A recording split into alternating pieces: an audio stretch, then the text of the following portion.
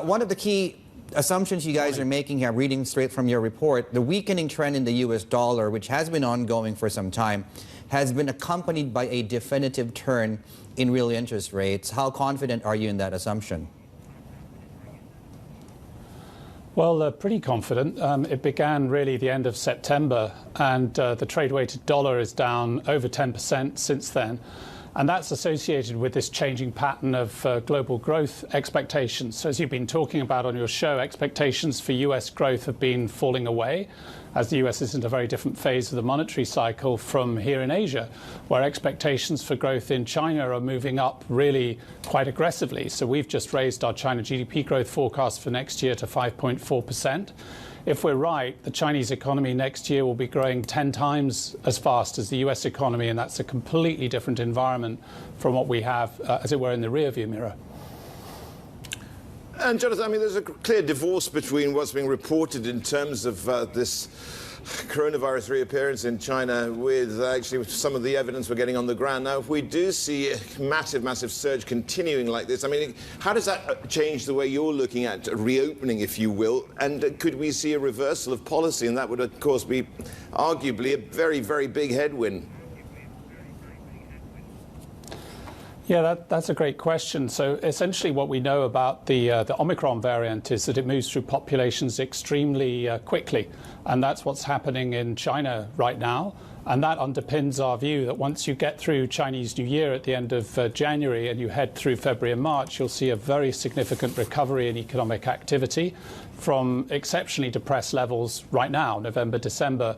And what we think is going on right now is a really conclusion of a 2-year major slowdown in China, which is, of course, why Chinese equities and Hong Kong equities have struggled so much in the last 2 years.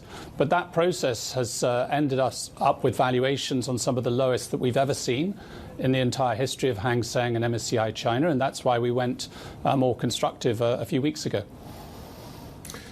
And Jonathan, given what your colleague Michael Wilson's been saying about the US market, how do you then look at earnings coming out of China and how are those targets evolving?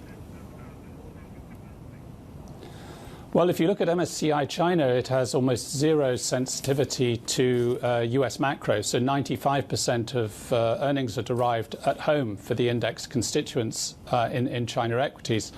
And so essentially it all hinges on that relative GDP growth story. And what I would also say, take an index like the Hang Seng, something very unusual is now happening. The Hang Seng index is showing a negative beta to the S&P 500. That is, these moves that we're getting in the S&P 500 are no longer really affecting Hang Seng. It's all about the China reopening, the end of COVID zero in China, and this very significant monetary and fiscal stimulus that's also in place in China. And you're looking at a bit of rotation, right? Just taking some money off the table in A shares, and possibly rotating full on Hong Kong now. It seems right now.